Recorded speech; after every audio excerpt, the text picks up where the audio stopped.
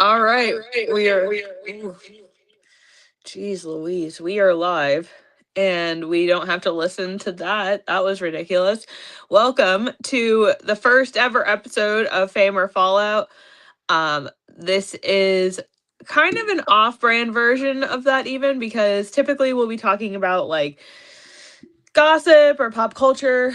Although I suppose in a way we all are also talking about both of those things. It is undeniably unavoidable on X these days to not run into some form or another of weed propaganda. So I guess that does fall under the preview. What do you think, Charles?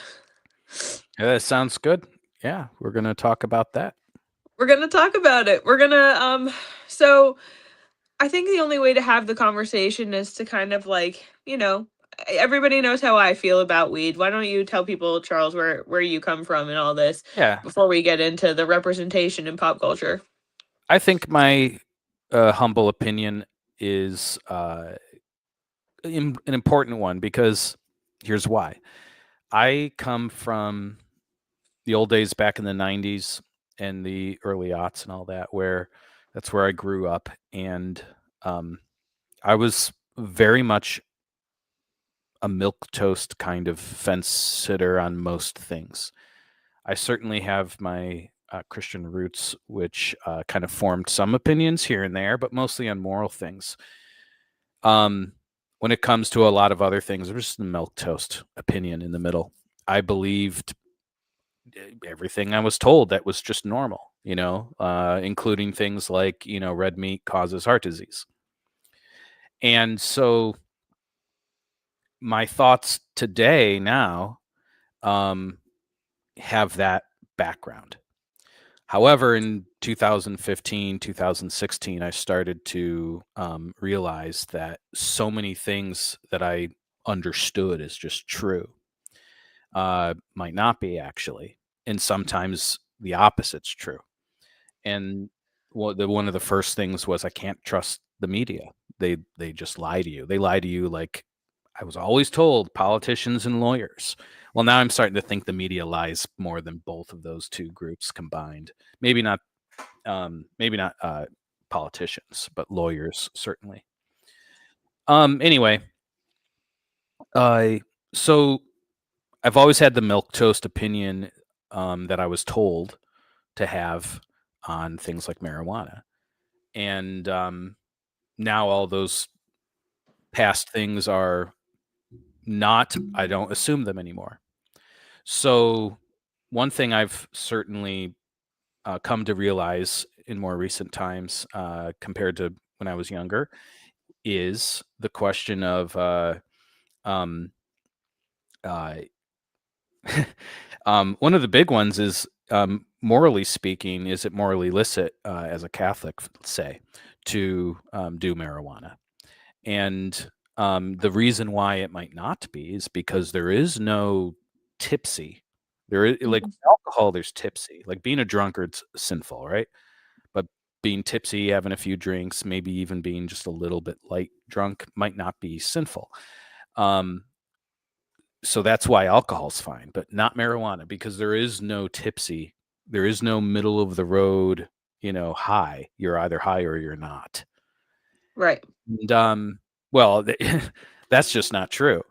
There certainly is um, a tipsy phase of depending on how much and what your tolerances are. That's very true. So It's that's just very one circumstantial. fact. Yeah. Yeah. So so uh, yeah, my thoughts on marijuana with all that background and elaboration there. Yeah, it's no different from any other kind of thing like caffeine or alcohol or any other kind of substance you put in your body. It's going to have effects on you. They just happens to have more of a mental effect with THC. And so can you use it medicinally? Can you use it recreationally? Yeah, sure, why not? It's just a plant that just does things and, you know, yeah. That's basically it. I voted to legalize its use recreationally in small amounts and medically in Michigan here back when that was a referendum. Yeah, I think they fucked up legalization, to be quite honest. But I mean, I was always of the opinion. I've taken several stances that like I would like to claim that like I just had some sort of preconceived notion of, like one of them being, for example, like, oh, my high school grades aren't gonna matter. For example, I was like, no college that I want to go to is gonna care if I got a C in English. Um, that ended up being true. Although that, like I said, I don't think that was some sort of prophetic thing. Um, the same thing was again in a similar vein, like taking the ACT and the SAT. It was like, well, I'm not necessarily going to do that because it's not the path I'm going down. And in the similar vein, when you are when you're kind of already heading down the road of degeneracy in the first place, you kind of there's lanes of severity, I would say. And I do attribute finding pot first to my lane of severity being a lot milder than it could have been had I had found something more damaging. um Still shouldn't have started, doing all of that at 13, but when you're living in the midst of one of the easiest cities to come about any of that stuff, when you had the kind of freedom that I did, with the problems that I encountered, it was, there's only so many ingredients to a recipe that you can have before the end is kind of, predisposed for you. um and either neither here nor there, but I do think that it is very good that I found this first. um and I think that I see a similarity in a lot of my friends. We would look at people who were doing harder drugs to compensate, and it was like, that's not what that doesn't look good. That doesn't, like, I never saw a crackhead and I was like, I want what he's having, serve me up some of that. And I couldn't say the same for pot. I knew a lot of like really successful people who were doing pot at all ages.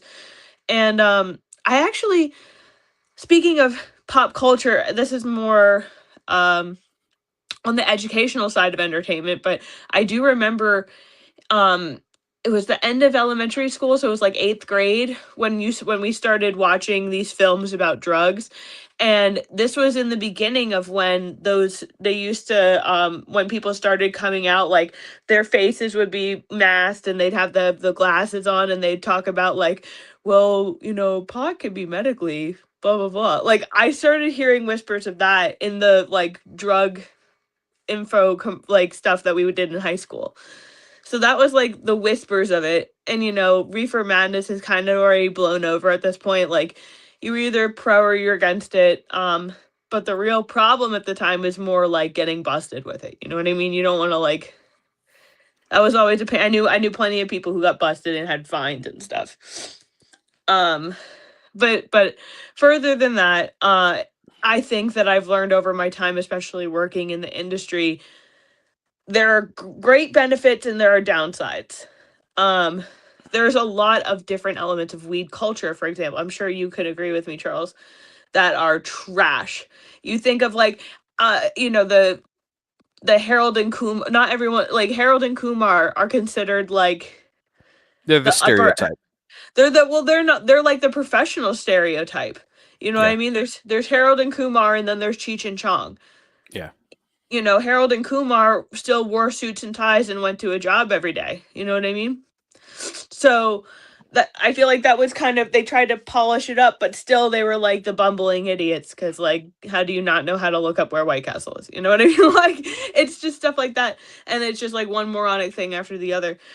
But for a long time, like the reefer madness, the beginning reefer madness era, it was the propaganda was far more, shall we say, careless, or it wasn't as serious. I would say it's just not as serious, because it was, they would push things like, like, oh, like, smoking weed makes young white women want to fuck black dudes. You know what I mean? And like at least now they like gussy it up with stuff like cannabis induced psychosis. You know what I mean? Like, back in the day, it was like, they're gonna listen to jazz and fuck the blacks. And that was enough for, oh heavens, no, not my white wife. um, which is actually kind of funny in retrospect. And I don't want to like turn my nose up too much at that because I would love for culture to be more like it was then. But just like with and we actually had a conversation before, like research is seldom available because it's considered, until recently, until rescheduling, it's not considered to have medicinal use, so it's harder to get research done for it, at least in a legal way. Hmm. And this is like, we just like anything else like this, you have to pay attention to who funds the research. Oh And yeah. when you were talking earlier about like, not trusting the media versus not trusting like politicians or doctors or whatever, the media is the arm that lies for them. The media is the one that says pregnancy is terrible, and you're going to probably die, so you need to be at the hospital and get an epidural and be induced, like that's the media lying for doctors. Like, you remember the when during COVID, the like mass push towards vaccines from from not just like news but like entertainment. Everybody's wearing masks, everybody's getting Yeah, yeah. vaccinated. So it's the same, except I feel like with weed, it is kind of a special situation because these days there is kind of equal propagandist towards both. There's like the Reefer Madness video, and then there's a lot of like news media again trying to push this narrative of cannabis induced psychosis, and we're not going to go into that specifically, but you also have, these stoner movies, these stoner shows. There's all sorts of, now there's like baking shows where they like teach you how to make edibles. There's I think there's there was like the I never watched it because I respect the woman who's about too much, and they totally left her out of her own story, or left her out of being able to receive money for her story becoming a movie or a show, which was very stupid and very mean. So out of respect, I don't watch Weeds. But there's another like sitcom, I think it was kind of trashy, called Disjointed. You get like Pineapple Express, um again, Harold and Kumar, Cheech and Chong, and Smiley Face, which is what we're gonna watch tonight. I'm really excited for you guys who are gonna stick around. At some point, we're gonna log off of YouTube and we're gonna log off of Rumble, and we're just gonna be on X, so you can watch it either on Noble One's page, that's Enrique Tario, Warboy Studios, or with me at Culture Culture. My page is best because you should give my show analytics to my page, but I won't be really mad at you if you watch it on the others. I just think if you really like me, you'll pick my page. Um, but I mean, I guess I wouldn't make anything for watching this movie, but I saved this movie for this topic because I was telling Charles before, it's like one of my favorite stoner movies, and I think the only stoner chick flick movie that's actually worth anything. Um, we'll play that at the end of the episode, so stick around if you want. Definitely participate in the comment section when we're going to be watching the movie, because me and Charles are going to be in there the whole time. Anyway, so modern representation of weed is all over the place because entertainment and big pharma, or like doctors, for the more prominent doctors, are really at odds because you have like all these Hollywood people who are really prominent, who are really really pro weed, and this isn't one of those positions that will get you canceled anymore. So like they've been blatantly like making these films and pushing this stuff for years now, where on the other end you get the anti-weed propaganda.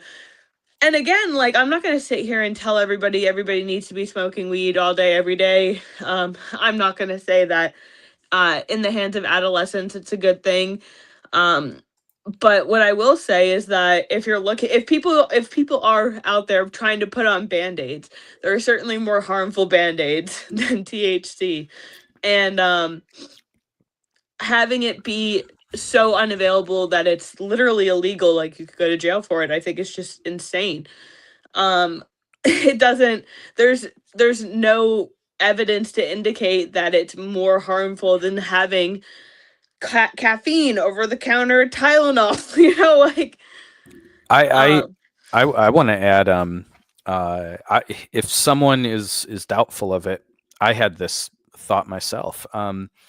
Would you rather have, say, a close relative of yours be an alcoholic or smoke pot every once in a while? I feel like that's a really easy answer to Yeah. come to if you're being intellectually honest. And like I said, I don't ever want to come off as one of these fucking losers who's like smoke weed all day every day.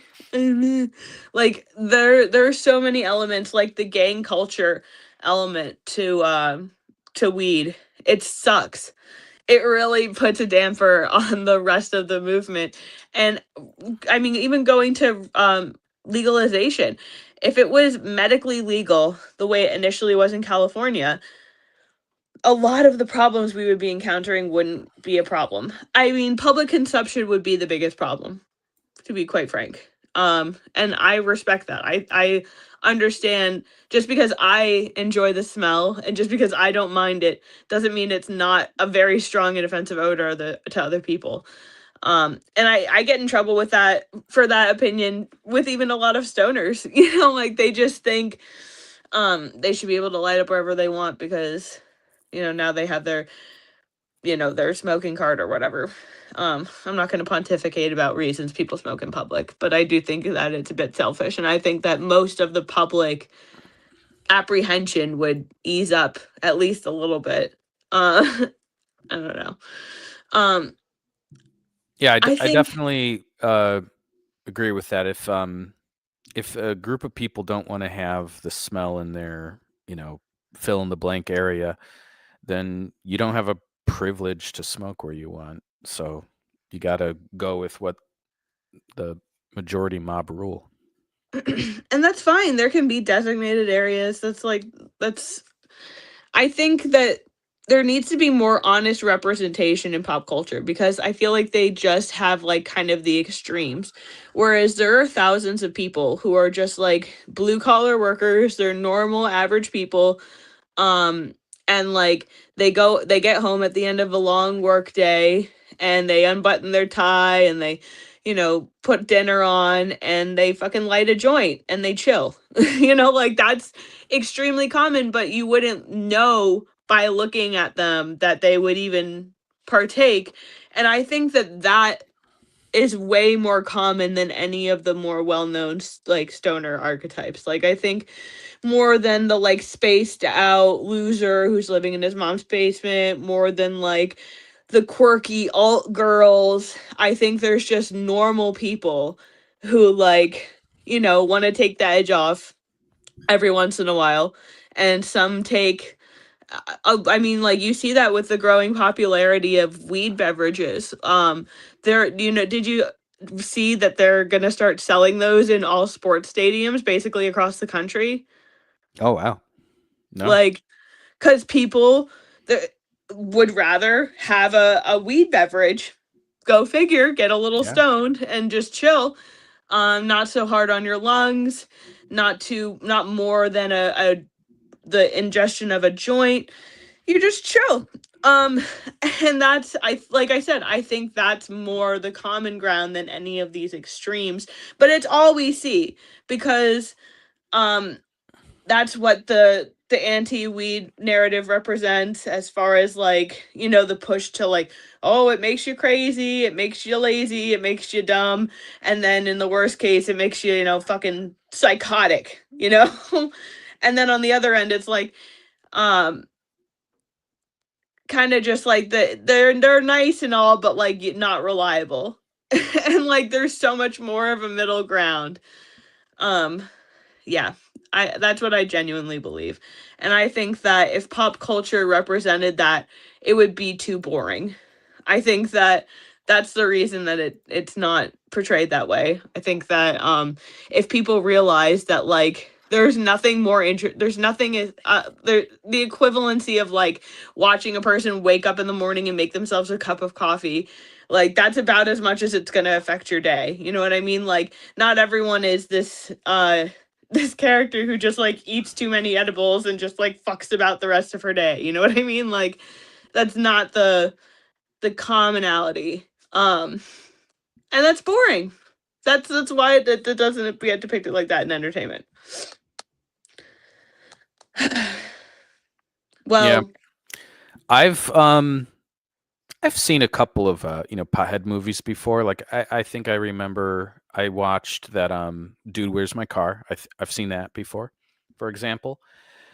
But I never was into these types of movies as like a genre or a type because you know, I'm not I've never been a pothead. But uh I'm excited to see this one. well, I like this one because it's just like it's one of those like it's a very unknown movie as far as like even stoner culture is concerned. Uh but it's so full of all sorts of people that you would never expect. Um, and it's got a decent storyline. So I'm excited to do it. I think we're gonna just start. We started late, so like, why not just jump to the movie? Thank you guys so much for joining. If you joined on Rumble or on YouTube, we're gonna close those off. I'm gonna close those off right now, actually. Removing YouTube.